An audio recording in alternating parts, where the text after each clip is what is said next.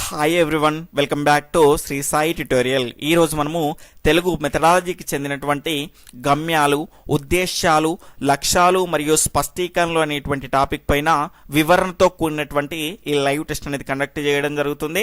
అదేవిధంగా ప్రతి టెట్ డిఎస్సిలో తరచుగా ఈ టాపిక్ నుంచి ప్రశ్నలు అనేవి వస్తూ ఉంటాయి కాబట్టి చాలా జాగ్రత్తగా నేర్చుకోవాల్సినటువంటి ముఖ్యమైనటువంటి టాపిక్గా ఈ గమ్యాలు, ఉద్దేశాలు, లక్ష్యాలు, స్పష్టీకరణలు మనం చెప్పుకోవచ్చు.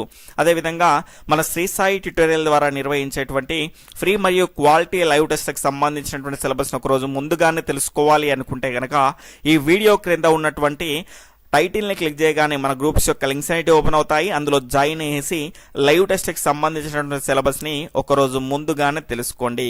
ఇక లేట్ చేయకుండా లైవ్ టెస్ట్లోకి వెళ్ళిపోదాం. ఈ రోజు లైవ్ టెస్ట్లో భాగంగా మన మొదటి క్వశ్చన్, విద్యా ప్రణాళిక రూపకల్పనకు తోడ్పడి ఆ ప్రణాళిక ద్వారా విద్యార్థుల్లో వచ్చేటువంటి స్థూలమైన ప్రవర్తన మార్పులు అనేవి. ఆప్షన్ 1 ఉద్దేశాలు, ఆప్షన్ 2 లక్ష్యాలు, ఆప్షన్ 3 గమ్యాలు, ఆప్షన్ 4 స్పష్టీకరణలు. ఇక్కడ లైవ్ చూస్తున్న వాళ్ళంతా కూడా 5 నుంచి 10 సెకండ్ల సమయం అనేది మీకు ఉంటుంది. ఆలోపు మీ యొక్క సరి అయినటువంటి సమాధానాన్ని ఫాస్ట్గా కామెంట్ చేస్తూ ఉండాలి, గమనించాలి. అదేవిధంగా ఈ లైవ్ టెస్ట్ అనేది కంప్లీట్ అయిపోయిన తర్వాత వీడియో చూస్తున్న వాళ్ళంతా కూడా వీడియోని పాజ్ చేసేసుకొని మీ యొక్క ఆన్సర్స్ అనేటివి అటెంప్ట్ చేస్తూ వీడియోని మళ్ళీ ప్లే చేసుకుంటూ ఆ ఎగ్జామ్ని ఆ విధంగా రాసే ప్రయత్నం అనేది చేయండి. ఇక మనం లైవ్ టెస్ట్ని కంటిన్యూ చేసేసుకుందాం. ఈ ప్రశ్న యొక్క సమాధానాన్ని కనుక చూసుకుంటే ఆప్షన్ 3 గమ్యాలు అండి. ఇక్కడ విద్యా ప్రణాళిక రూపకల్పన, అదేవిధంగా స్థూలమైనటువంటి ప్రవర్తన మార్పులను కనిపించింది అనుకోండి, ఒకటే కొండ గుర్తు, గమ్యాలను టిక్ చేయండి, గమనించాలి. ఇక్కడ ఎందుకు అంటే విద్యా ప్రణాళిక అంటే మనకు గుర్తొచ్చేది ఏంటండి, పాఠశాల లోపల మరియు బయట జరిగేటువంటి అన్ని కార్యక్రమాల మొత్తాన్ని మనం విద్యా ప్రణాళికగా చెప్పుకుంటాము. అంటే ఇది అంత తొందరగా పూర్తయ్యేటువంటి అంశం కాదు కదండి, చాలా దీర్ఘకాలికంగా మనకు దీనికి సమయం అనేది పడుతుంది. కాబట్టి గమ్యాలు అనేటివి దీర్ఘకాలికాలు, స్థూలమైనటువంటి అంశాలుగా మనం చెప్పుకుంటాము. కాబట్టి విద్యా ప్రణాళిక అనగానే మనకు గుర్తుకు రావాల్సింది ఏంటి, గమ్యాలు. తర్వాత రెండవ క్వశ్చన్, క్రింది వాటిలో సరైనవి. స్టేట్మెంట్ 1 ఉపాధ్యాయుడు కష్టపడితే సాధించగలిగేవి ఉద్దేశాలు. స్టేట్మెంట్ 2 సామాన్య ఉద్దేశాలు ఏదో ఒక అంశాన్ని గురించి తెలియజేస్తాయి. స్టేట్మెంట్ 3 ప్రత్యేక ఉద్దేశాలు అన్ని అంశాలకు సంబంధించిన అంశాలను తెలియజేస్తాయి. ఇక్కడ ఆప్షన్ 1 1, 2 మాత్రమే సరైనవి, ఆప్షన్ 2 1 మాత్రమే సరైనది, ఆప్షన్ 3 3 మాత్రమే సరైనది, ఆప్షన్ 4 పైవన్నీ కూడా సరి అయినవే. వీడియోని చూస్తున్న వాళ్ళంతా కూడా తప్పకుండా లైక్ చేసి మీ యొక్క సపోర్ట్ని మన ఛానల్కి అందించండి.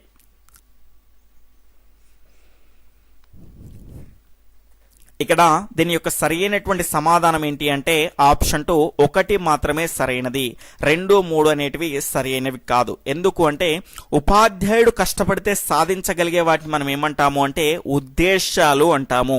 ఇవి ఎందుకు ఉపయోగపడతాయి అంటే పాఠ్యాంశాల ఎంపికకు, పాఠ్య ప్రణాళిక రూపకల్పనకు ఉపయోగపడేటివి ఏంటి అంటే ఉద్దేశాలు అండి. ఫర్ ఎగ్జాంపుల్గా ఒక సంవత్సర కాలంలో బోధించాల్సినటువంటి పాఠ్యాంశాలని నెలల వారీగా విభజించడం జరుగుతుంది. ఆ ఉపాధ్యాయుడు కష్టపడితే ఆ ఖచ్చితంగా ఆ నెలలను అంటే ఆ టైం టేబుల్ను ఫాలో అయితే గనక ఆ సంవత్సర కాలంలో ఉన్నటువంటి సిలబస్ని సకాలంలో పూర్తి చేయవచ్చు, కష్టపడితేనే. కాబట్టి ఈ రకంగా మనం ఈ రకమైనటువంటి అంశాన్ని ఉద్దేశాలకు ఎగ్జాంపుల్గా చెప్పుకోవచ్చు. దాని తర్వాత ఈ ఉద్దేశాలు అనేటివి 2 రకాలుగా ఉంటాయి. ఒకటి సామాన్య ఉద్దేశము, అదేవిధంగా రెండవది ప్రత్యేక ఉద్దేశము. సామాన్య ఉద్దేశం అనేది ఏం చెప్తుంది అంటే అన్ని అంశాలకు సంబంధించినటువంటి విషయాలను తెలియజేస్తుంది. ఉదాహరణ కనుక చూసుకుంటే వ్యాకరణానికి సంబంధించినటువంటి అంశాన్ని మనం బోధించేటప్పుడు కనుక చూసుకుంటే అందులో సందులు ఉంటాయి, సమాసాలు ఉంటాయి, ఛందస్సు ఉంటుంది, అలంకారాలు ఉంటాయి. ఆ రకంగా అన్ని అంశాల గురించి తెలియజేసేటువంటి ఉద్దేశం ఏంటి అంటే సామాన్య ఉద్దేశము. ప్రత్యేక ఉద్దేశం ఏంటి అంటే ఆ వ్యాకరణ అంశాల్లో నేను సందుల గురించి మాత్రమే తెలియజేయాలి అనుకుంటున్నాను. ఆ రకంగా తెలియజేయగలిగేటువంటి ఉద్దేశం ఏంటి అంటే ప్రత్యేక ఉద్దేశము, గమనించాలి. తర్వాత మూడవ క్వశ్చన్, విద్యా ప్రణాళిక అనగా పాఠశాల లోపల మరియు పాఠశాల వెలుపల జరిగేటువంటి అభ్యసన కార్యక్రమాల మొత్తము అని నిర్వచించినది ఎవరు? ఆప్షన్ 1 ఆర్హెచ్ దవే, ఆప్షన్ 2 కర్రే, option 3 P Gurrey, option 4 Guilford.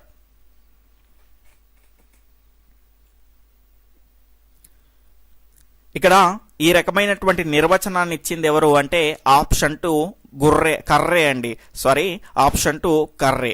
విద్యా ప్రణాళిక అనగా పాఠశాల లోపల మరియు పాఠశాల వెలుపల జరిగేటువంటి అభ్యసన కార్యక్రమాల మొత్తం నిర్వచించింది కర్రే. దీన్ని సులభంగా ఏ విధంగా గుర్తుపెట్టుకోవాలి అంటే పాఠశాల లోపలికి వెలుపలికి ఎండకు పోతా ఉంటే ఏమవుతామండి, కర్రగా అవుతాము. ఆ రకంగా ఈ నిర్వచనాన్ని గుర్తుపెట్టుకోండి. తర్వాత 4వ క్వశ్చన్, విద్యార్థికి విద్యను ఎందుకు బోధించాలి అని తెలియజేసేది ఏమిటి? ఆప్షన్ 1 ఉద్దేశాలు, ఆప్షన్ 2 లక్ష్యాలు, ఆప్షన్ 3 గమ్యాలు, ఆప్షన్ 4 స్పష్టీకరణలు.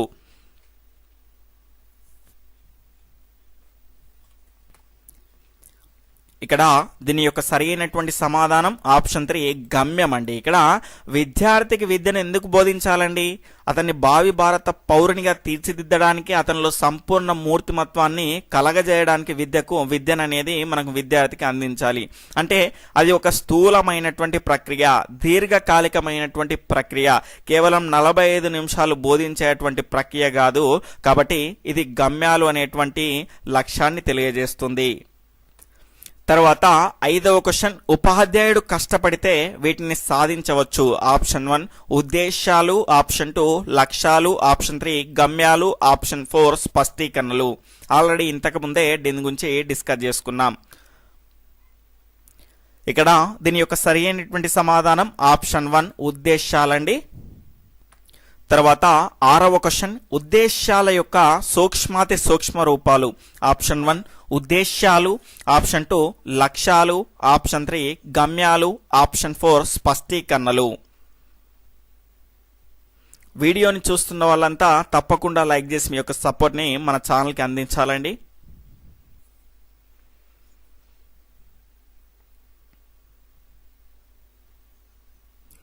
ఇక్కడ దీని యొక్క సరైనటువంటి సమాధానం ఆప్షన్ 4 స్పష్టీకరణలు అండి. ఇక్కడ ఉద్దేశాల యొక్క సూక్ష్మాతి సూక్ష్మ రూపాలు అన్నాడు. ఇక్కడ ఉద్దేశాల యొక్క సూక్ష్మ రూపం ఏంటి అంటే లక్ష్యాలండి. దీని యొక్క సూక్ష్మ రూపం ఏంటి? స్పష్టీకరణలు. ఉద్దేశాల యొక్క సూక్ష్మ రూపం ఏంటి? లక్ష్యాలు. లక్ష్యాల యొక్క సూక్ష్మ రూపము అంటే ఉద్దేశాలకు ఏమైతుంది? అతి సూక్ష్మమైనటువంటి రూపమే కదా అయ్యేది. కాబట్టి ఉద్దేశాల యొక్క అతి సూక్ష్మ లేదా సూక్ష్మాతి సూక్ష్మ రూపము అంటే స్పష్టీకరణలు అవుతుంది. అదేవిధంగా గమ్యాల యొక్క సూక్ష్మాతి సూక్ష్మ రూపము అంటే గనక గమ్యాల యొక్క సూక్ష్మ రూపం ఏంటి? ఉద్దేశాలు. ఉద్దేశాల యొక్క సూక్ష్మ రూపం ఏమైతుంది? లక్ష్యాలు అవుతుంది. కాబట్టి దీని యొక్క సరి అయినటువంటి సమాధానం ఏంటి అంటే ఆప్షన్ 4 స్పష్టీకరణలు. ఇక్కడ మనకు మొదటగా మనకు గమ్యం ఉంటుంది. గమ్యానికంటే చిన్నది ఉద్దేశము, ఉద్దేశానికంటే చిన్నది లక్ష్యము, లక్ష్యానికంటే చాలా చిన్నది స్పష్టీకరణ. ఈ రకమైనటువంటి ఆర్డర్ అనేది గుర్తుపెట్టుకోండి.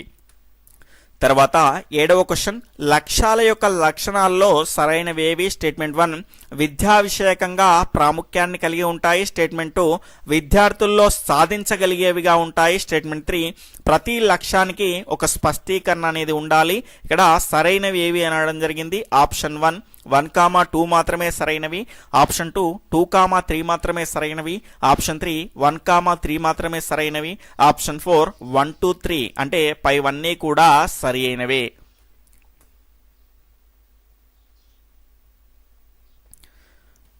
ఇక్కడ దీని యొక్క సరైనటువంటి సమాధానం ఆప్షన్ 4 1 2 3 అంటే పైవన్నీ కూడా సరైనవి. లక్ష్యము అంటే ఏంటి అంటే ప్రతి ఉపాధ్యాయుడు ఖచ్చితంగా సాధించగలగాలి.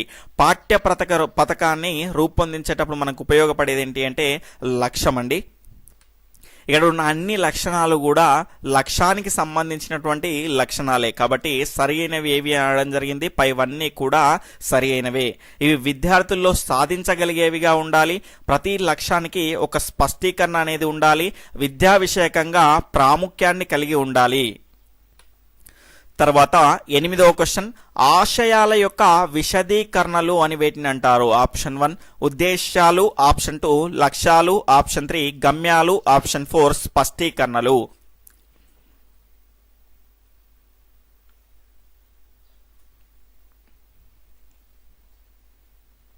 ఇక్కడ దీని యొక్క సరి అయినటువంటి సమాధానం ఆప్షన్ 3 గమ్యాలండి. ఆశయాలన్నిటివి చాలా ఉన్నతమైనటువంటి స్థితిలో ఉంటాయి. ఆశయాలను వివరించేటివి ఏంటి అంటే గమ్యాలు. మన దగ్గర ఇక్కడ చూసుకుంటే పేపర్ 1 కనుక చూసుకుంటే గమ్యాల నుంచి మనం స్టార్ట్ చేసుకుంటాము. గమ్యాలు, ఉద్దేశాలు, లక్ష్యాలు, స్పష్టీకరణలు. మనకి ఇక్కడ ఆశయాల విశదీకరణలు అంటే ఏంటి అంటే వివరించేవండి. ఆశయాలను వివరించేటివి అంటే గమ్యాలు. అట్లా కాకుండా మనం క్వశ్చన్ అనేది చేంజ్ చేసి కూడా ఇచ్చేటువంటి అవకాశం ఉంటుంది.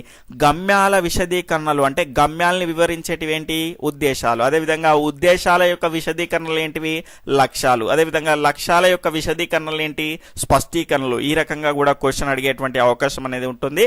కాబట్టి నేర్చుకునేటువంటి ప్రతి అంశాన్ని క్షుణ్ణంగా నేర్చుకోవాలి. స్టేట్మెంట్ వైజ్ క్వశ్చన్స్ అనేటివి కూడా ఇస్తారు కాబట్టి ఒక అంశం పట్ల పూర్తి అవగాహన ఉంటేనే మనం దానికి సంబంధించినటువంటి క్వశ్చన్కి ఆన్సర్ అనేది చేయగలుగుతాం. కాబట్టి క్లియర్గా నేర్చుకునేటువంటి ప్రయత్నం అనేది చేద్దాం.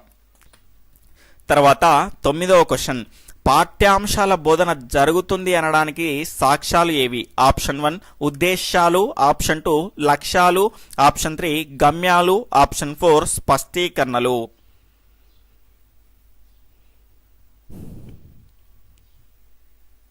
ఇక్కడ దీని యొక్క సరైనటువంటి సమాధానం ఆప్షన్ 4 స్పష్టీకరణలండి. పాఠ్యాంశాల బోధన జరుగుతుంది అనడానికి సాక్ష్యాలు ఏంటి అంటే స్పష్టీకరణలు. ఫర్ ఎగ్జాంపుల్ బాలల్లారా వినరండి అనేటువంటి ఒక బాలగేయాన్ని పిల్లలకు మనం బోధిస్తున్నాము అనుకోండి.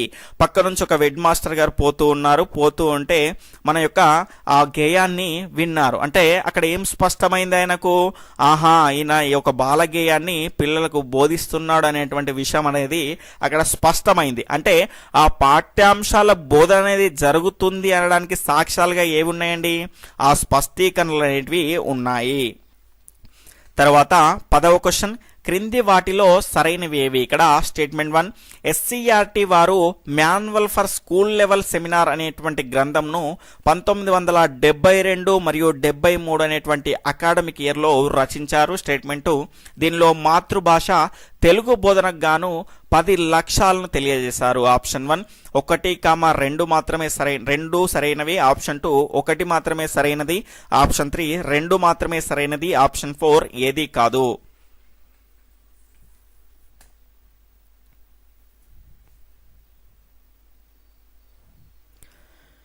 ఇక్కడ దీని యొక్క సరి అయినటువంటి సమాధానం ఆప్షన్ 1 1, 2 కూడా సరి అయినవే. ఎస్సీఆర్టీ వారు manual for school level seminar అనేటువంటి గ్రంథాన్ని 1972, 73 అనేటువంటి అకాడమిక్ ఇయర్లో రచించడం జరిగింది.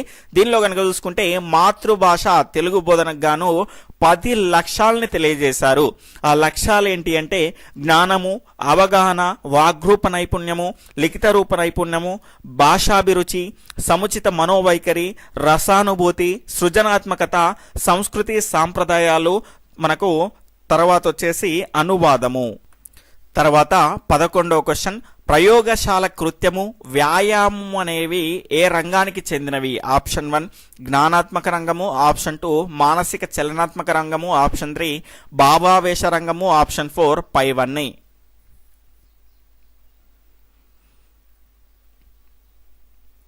ఇక్కడ దీని యొక్క సరి అయినటువంటి సమాధానం ఆప్షన్ 2 మానసిక చలనాత్మక రంగం అండి. ప్రయోగశాల కృత్యము, వ్యాయామము, బొమ్మలు గీయడము ఇవన్నీ కూడా కరచరములకు సంబంధించినటువంటి కృత్యాలుగా మనం చెప్పుకోవచ్చు. అంటే కాళ్ళు చేతులకు సంబంధించినటువంటి కృత్యాలుగా మనం చెప్పుకోవచ్చు. కాబట్టి ఆ రకమైనటువంటి రంగం ఏంటి? మానసిక చలనాత్మక రంగం. అదేవిధంగా భావావేశ రంగాన్ని కనుక చూసుకుంటే గుండెకు సంబంధించినటువంటి రంగంగా మనం చెప్పుకోవచ్చు. అదేవిధంగా జ్ఞానాత్మక రంగాన్ని మెదడుకు సంబంధించినటువంటి రంగంగా మనం చెప్పుకోవచ్చు.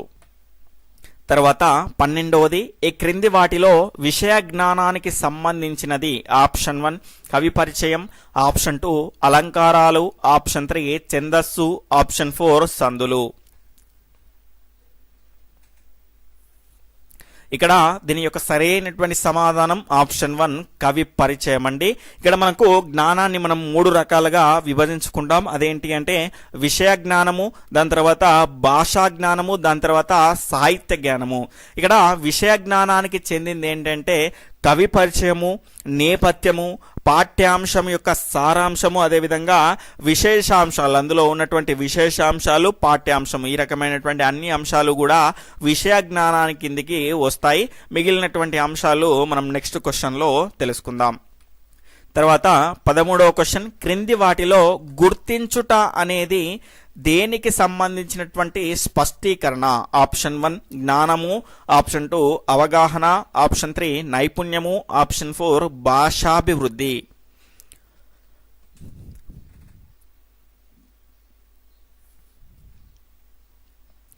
ఇక్కడ దీని యొక్క సరి అయినటువంటి సమాధానం ఆప్షన్ 1 జ్ఞానము అండి.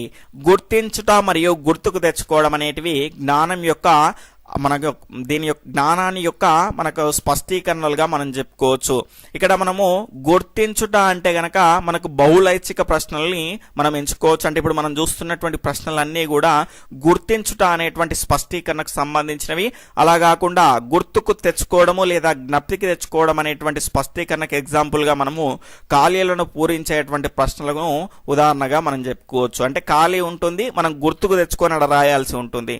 ఇది గుర్తించుట అంటే బహుళైచ్ఛిక ప్రశ్నలు అనేటివి గుర్తించుట అనేటువంటి స్పష్టీకరణను పొంది ఉంటాయి. తర్వాత 14వ క్వశ్చన్, క్రింది వాటిలో భాషా జ్ఞానానికి సంబంధించనిది అని అడగడం జరిగింది. ఆప్షన్ 1 ఛందస్సు, ఆప్షన్ 2 అలంకారాలు, ఆప్షన్ 3 సందులు, ఆప్షన్ 4 సమాసాలు. ఆప్షన్ 1 1,2, ఆప్షన్ 2 3,4 మాత్రమే, ఆప్షన్ 3 1,4 మాత్రమే, ఆప్షన్ 4 ఏదీ కాదు.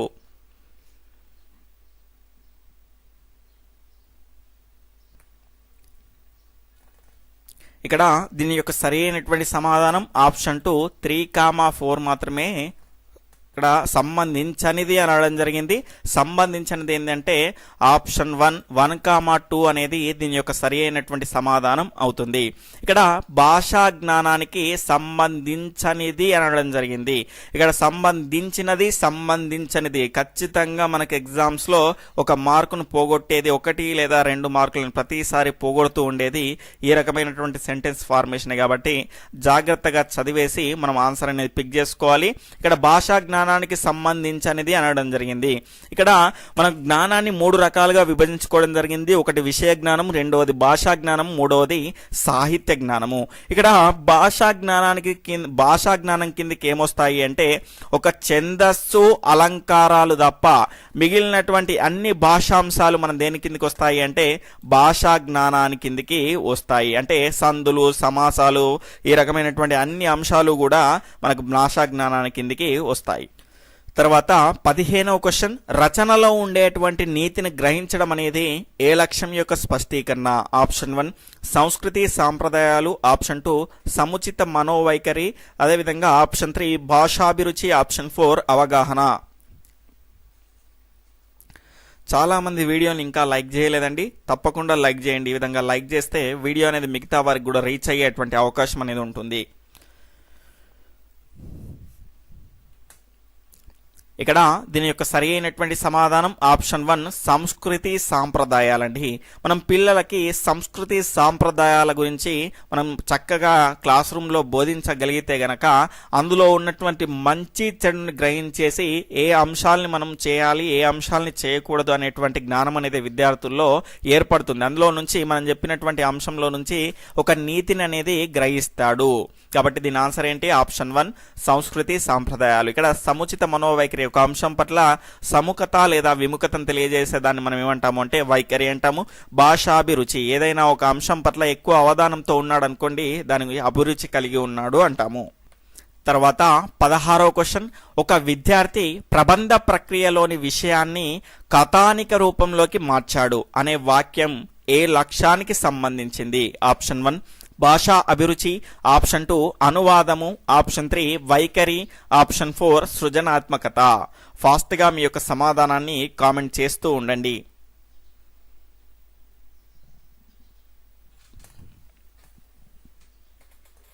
ఇక్కడ దీని యొక్క సరి అయినటువంటి సమాధానం ఆప్షన్ 4 సృజనాత్మకత అండి.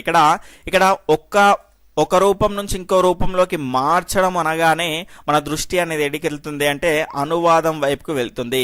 కానీ ఈ అనువాదము సృజనాత్మకతకు చాలా డిఫరెన్స్ ఉందండి. అనువాదము అంటే ఒక భాషలో ఉన్నటువంటి విషయాన్ని వేరొక భాషలోకి మార్చామనుకోండి, అదేమవుతుంది అంటే అనువాదము అవుతుంది. అలా కాకుండా కొత్త రచనలు చేయడం కానీ, అసంపూర్ణంగా ఉన్నటువంటి కథను సంపూర్ణం చేయడం కానీ, అదేవిధంగా ఒక ప్రక్రియలో ఉన్నటువంటి అంశాన్ని ఇంకో ప్రక్రియలో, అంటే ఇక్కడ ప్రబంధంలో ఉన్నదాన్ని ఎక్కడికి మార్చిండు, కథానికలోకి మార్చిండు. కాబట్టి ఈ రకంగా మార్చడాన్ని ఏమంటాము అంటే సృజనాత్మకత. ఇప్పుడు చెప్పినటువంటి అంశాలు అంటే కొత్త రచనలు చేయడం, అసంపూర్ణంగా ఉన్నటువంటి కథను పూర్తి చేయడము, శైలి వైవిధ్యాన్ని పాటించడము, అదేవిధంగా ఒక ప్రక్రియలో ఉన్నటువంటి విషయాన్ని వేరొక ప్రక్రియలోకి మార్చడం, ఇవన్నీ కూడా సృజనాత్మక కిందికి వస్తాయి. అనువాదము అంటేనేమో ఒక భాషలో ఉన్నటువంటి అంశాన్ని ఇంకో భాషలోకి మార్చడం. రెండు భాషలు కనిపించినాయి అనుకోండి, మనకు అనువాదం పెట్టేయాలి, లేదంటే సృజనాత్మకతకు వెళ్ళాలి.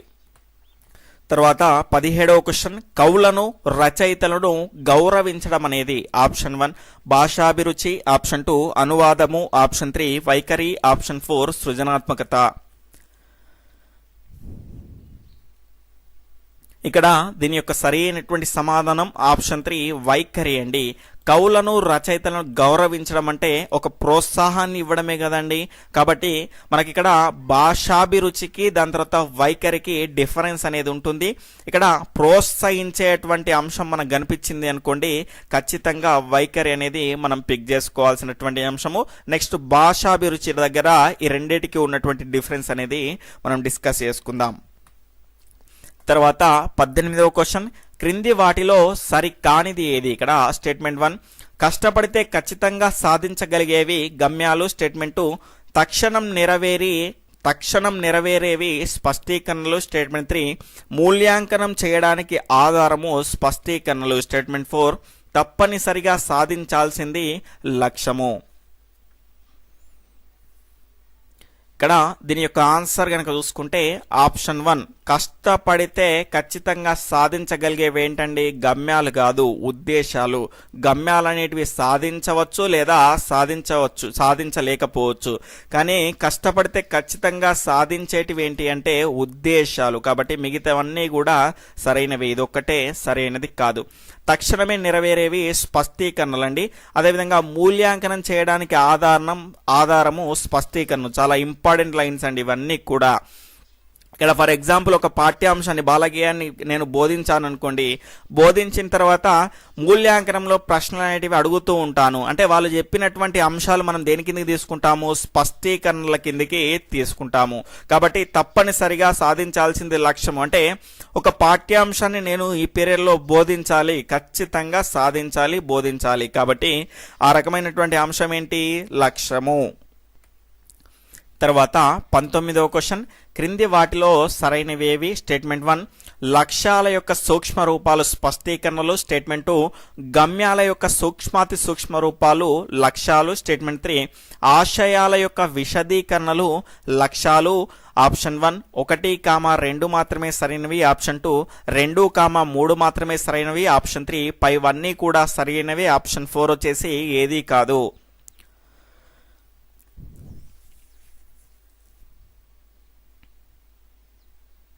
ఇక్కడ దీని యొక్క సరి అయినటువంటి సమాధానం ఆప్షన్ 1 1, 2 మాత్రమే సరైనది, మూడవది సరైనది కాదు. ఎందుకు అంటే ఇక్కడ లక్ష్యాల యొక్క సూక్ష్మ రూపాలు ఏంటివి, స్పష్టీకరణలు.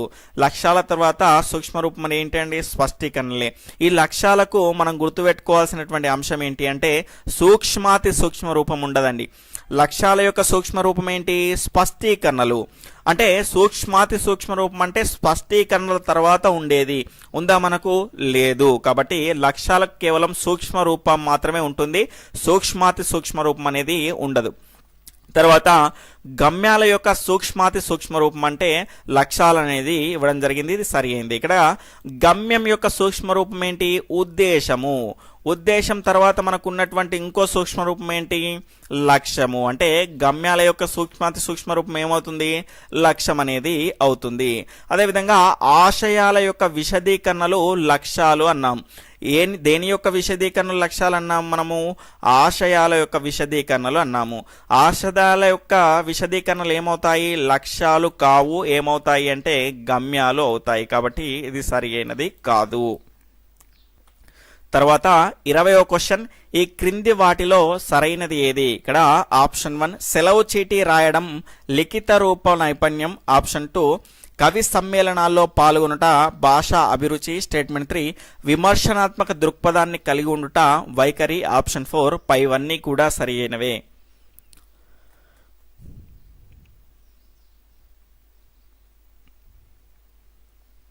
ఇక్కడ దీని యొక్క సరి అయినటువంటి సమాధానం ఆప్షన్ 4 పైవన్నీ కూడా సరి అయినవే అండి. ఇక్కడ క్రింది వాటిలో సరైనది ఏది అనడం జరిగింది? సెలవు చీటీ రాయడం అనేది లిఖిత రూపం యొక్క నైపుణ్యం.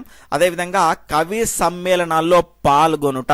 ఒక్కటే గుర్తుపెట్టుకోండి, భాషా అభిరుచిని మనం ఎట్లా గుర్తుపట్టాలి అంటే పాల్గొనుట అనేటువంటి మీకు ఒక హింట్ అనేది దొరికింది అనుకోండి, అది ఖచ్చితంగా భాషా అభిరుచి అవుతుంది. అట్లా కాకుండా ప్రోత్సహించడం అంటే ఒక విద్యార్థిని ప్రోత్సహించడం కానీ, అదేవిధంగా విద్యార్థిని ఒక ఉపాధ్యాయుడు ప్రోత్సహించడం కానీ, అట్లా కాకుండా కవులను ప్రోత్సహించడం కానీ, ఈ రకంగా మనకు ప్రోత్సహించుట అనేది వచ్చిందనుకోండి, అది ఏమవుతుంది అంటే అది ఒక వైఖరి అవుతుంది. తర్వాత 3వ స్టేట్మెంట్ విమర్శనాత్మకమైనటువంటి దృక్పథాన్ని కలిగి ఉండట వైఖరి. అంటే అతని యొక్క వైఖరి అంతా ఏదైనా కూడా విమర్శిస్తూ ఉంటాడు కాబట్టి అది ఒక వైఖరి. వైఖరి అంటే ఆల్రెడీ మనం చెప్పుకున్నాము, సముఖత లేదా విముఖతను తెలియజేసేదాన్ని మనం ఏమంటాము అంటే వైఖరి అంటాము. తర్వాత 21వ క్వశ్చన్, అలంకారాల విశిష్టతలను తెలుసుకోవడం అనేది ఈ లక్ష్యానికి సంబంధించినది. ఆప్షన్ 1 భాషాభిరుచి. ఆప్షన్ 2 రసానుభూతి. ఆప్షన్ 3 సృజనాత్మకత. ఆప్షన్ 4 వైఖరి.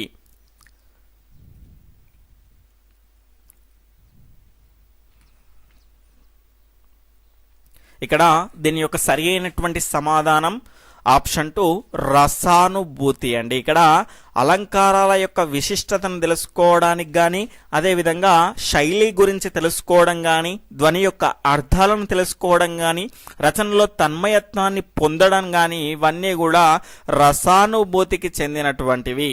ఇక్కడ మనం సులభంగా గుర్తుపెట్టుకోవాల్సింది ఏంటి అంటే, ఇంతకుముందు మనం 3 జ్ఞానాలు చెప్పుకున్నాం: విషయ జ్ఞానము, భాషా జ్ఞానము, సాహిత్య జ్ఞానము. సాహిత్య జ్ఞానంలో ఉన్నటువంటి రసాలు, పాకాలు, ఛందస్సు, అలంకారాలు, రీతులు, స్వభావాలు, ప్రక్రియలు, ఇతిహాసము, ప్రబంధము, ఈ రకమైనటువంటి రచనా శైలి, అదేవిధంగా ఈ రకమైనటువంటి అంశాలన్నీ కూడా, ఈ సాహిత్య జ్ఞానంలో ఉన్నటువంటి అంశాలు కూడా అన్నీ కూడా ఈ రసానుభూతి కిందికి వస్తాయి. తర్వాత 22వ క్వశ్చన్, విమర్శలను సహృదయంతో స్వీకరించడం అనేది ఏ లక్ష్యము? ఆప్షన్ 1 జ్ఞానము. ఆప్షన్ 2 అవగాహన. ఆప్షన్ 3 వైఖరి. ఆప్షన్ 4 అభిరుచి. ఇక్కడ దీని యొక్క రైట్ ఆన్సర్ ఆప్షన్ 3 వైఖరి అండి. విమర్శలను సహృదయంతో స్వీకరించడం అనేది ఏ లక్ష్యము అంటే అది వైఖరికి చెందింది. అంటే అతన్ని విమర్శించినప్పటికీ కూడా ఆహా ఇందులో మనకు ఒక లోపం అనేది ఉంది కాబట్టి నేను సవరించుకోవాలి అనేటువంటి ఒక మంచి వైఖరిని కలిగి ఉన్నాడు. అట్లా కాకుండా మనం నీలో ఈ లోపం ఉంది అని చెప్పిన దాని వెంటనే నువ్వేం చక్కగా ఉన్నావురా అది ఇది అని మనని కూడా తిట్టాడు అనుకోండి, అతనికి ఒక సముచితమైనటువంటి వైఖరి లేనట్టు. అంటే ఒక విమర్శను కూడా అంటే నేను నేర్చుకునేది ఉంది కావచ్చు, నా లోపం ఉంది కాబట్టే నాకు చెప్పాడు అనేటువంటి ఆ సహృదయ భావంతో స్వీకరించాడు అనుకోండి, ఒక మంచి సహృదమైనటువంటి ఒక మంచి వైఖరిని కలిగి ఉన్నట్టు గమనించాలి. 23వ క్వశ్చన్, మూల్యాంకనం వీటి ఆధారంగా చేస్తారు? ఆప్షన్ 1 లక్ష్యాలు. ఆప్షన్ 2 స్పష్టీకరణలు. ఆప్షన్ 3 ఉద్దేశాలు. ఆప్షన్ 4 గమ్యాలు.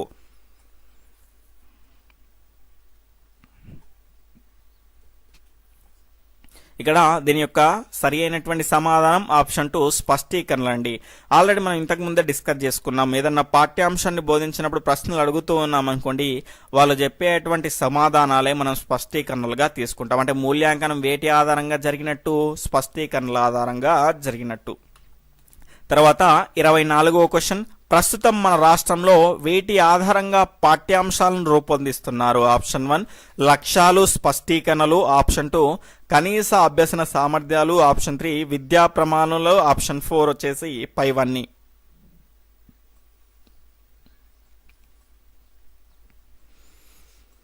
ఇక్కడ దీని యొక్క సరి అయినటువంటి సమాధానం ఆప్షన్ 3 విద్యా ప్రమాణాలండి. ప్రస్తుతం మన రాష్ట్రంలో అంటే 2 తెలుగు రాష్ట్రాల్లో కనుక చూసుకుంటే విద్యా ప్రమాణాల ఆధారంగానే పాఠ్యాంశాలను రూపొందిస్తున్నారు. ఒకప్పుడు లక్ష్యాలు స్పష్టీకరణలు కనీస అభ్యసన సామర్థ్యాలు ఇవన్నిటి ద్వారా మనకు పాఠ్యాంశాలను రూపొందించేవారు. తర్వాత 25వ క్వశ్చన్, క్రింది వాటిలో విషయ ప్రణాళిక రూపకల్పనలో తోడ్పడేవి? ఆప్షన్ 1 గమ్యము, ఆప్షన్ 2 ఉద్దేశ్యము, ఆప్షన్ 3 లక్ష్యము, ఆప్షన్ 4 స్పష్టీకరణ.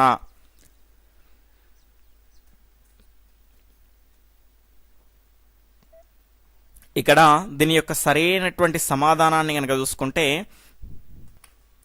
ఆప్షన్ 2 ఉద్దేశ్యం అండి. ఇక్కడ పాఠ్యాంశాల ఎంపికకు, పాఠ్య ప్రణాళిక లేదా విషయ ప్రణాళికకు మనకు ఉపయోగపడేటువంటిది ఏంటి అంటే ఉద్దేశ్యము. తర్వాత 26వ క్వశ్చన్, ఈ క్రింది వాటిలో మానసిక చలనాత్మక రంగానికి సంబంధించనిది అనడం జరిగింది. ఆప్షన్ 1 హస్తలాఘవం, ఆప్షన్ 2 సునిశ్చితత్వం, ఆప్షన్ 3 సమన్వయం, ఆప్షన్ 4 శీల స్థాపన.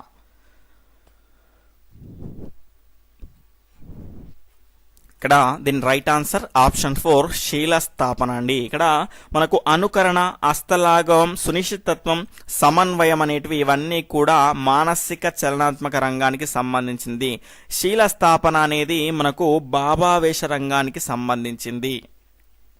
తర్వాత 27వ క్వశ్చన్, మానసిక చలనాత్మక రంగంను వివరించిన వారు? Option 1 RH Dave Simpson, option 2 doctor David Krathwohl, option 3 Bloom's, option 4 ఏది కాదు.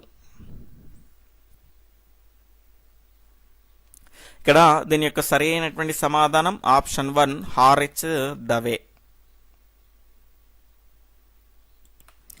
తర్వాత 28వ క్వశ్చన్, ఎస్సీఆర్టీ వారు ప్రచురించినటువంటి manual for school level seminar అనేటువంటి గ్రంథానికి సంబంధించని లక్ష్యం? ఆప్షన్ 1 వాగ్రూప నైపుణ్యం, ఆప్షన్ 2 భాషా అభిరుచి, ఆప్షన్ 3 భాషాంతరీకరణము, ఆప్షన్ 4 పఠ నైపుణ్యము.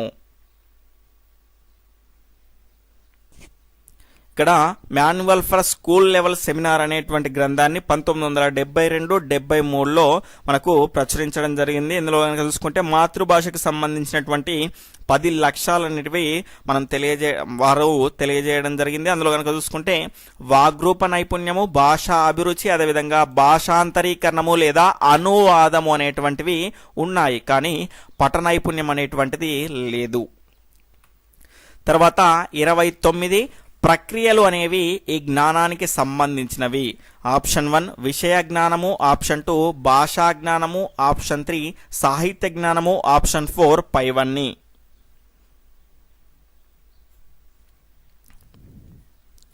ఇక్కడ దీని యొక్క సరి అయినటువంటి సమాధానాన్ని కనుక చూసుకుంటే ఆప్షన్ 3 సాహిత్య జ్ఞానం అండి. ఇక్కడ రసాలు, పాకాలు, ఛందస్సు, అలంకారాలు, తర్వాత రీతులు, స్వభావాలు, ఇతిహాసము, ప్రబంధం అండి. ప్రక్రియలు అంటే ఇతిహాసము, ప్రబంధం, ఈ రకమైనటువంటి అంశాలు ఇవన్నీ కూడా దేనికి వస్తాయంటే సాహిత్య జ్ఞానం కిందికి వస్తాయి. విషయ జ్ఞానం కిందికి ఏమొస్తాయి అంటే కవి పరిచయము, నేపథ్యము, పాఠ్యాంశము, విశేషాంశాలు, సారాంశం ఇవన్నీ కూడా విషయ జ్ఞానం కిందికి వస్తాయి. అదేవిధంగా భాషా జ్ఞానాన్ని సులభంగా గుర్తుపెట్టుకోవాలి అంటే ఛందస్సు, దాని తర్వాత అలంకారాలు తప్ప మిగిలినటువంటి అన్ని వ్యాకరణ భాషాంశాలన్నీ కూడా ఈ భాషా జ్ఞానానికి కిందికి వస్తాయి. ఛందస్సు, అలంకారాలు అనేటివి సాహిత్య జ్ఞానం కిందికి వస్తాయి. తర్వాత ఈరోజు ప్రశ్న యొక్క సమాధానాన్ని క్రింద కామెంట్ సెక్షన్లో తెలియజేయండి. ఇక లైవ్ చాట్లో కాదు. పాఠ్య పథకం రూపకల్పనలో తోడ్పడేది ఏది? ఆప్షన్ 1 గమ్యము, ఆప్షన్ 2 లక్ష్యము, ఆప్షన్ 3 స్పష్టీకరణ, ఆప్షన్ 4 ఉద్దేశము. మీ యొక్క సరి అయినటువంటి సమాధానాన్ని, ఈ టెస్ట్ పైన మీ యొక్క అభిప్రాయాన్ని ఖచ్చితంగా క్రింద కామెంట్ సెక్షన్లో తెలియజేయండి. వీలైతే మీకు వచ్చినటువంటి మార్కులను కూడా పోస్ట్ చేసేటువంటి ప్రయత్నం చేయండి. అదేవిధంగా వీడియోని చూస్తున్న వాళ్ళంతా కూడా తప్పకుండా లైక్ చేసి వెళ్ళగలరు. ఈ వీడియో కనుక మీకు నచ్చినట్లయితే కనీసం మీ ఒక్క మిత్రునికైనా షేర్ చేసి మీ యొక్క సపోర్ట్ని, మన యొక్క సర్వీస్ని వారికి చేరేలా చేయగలరు. Okay friends, bye, take care, జై హింద్.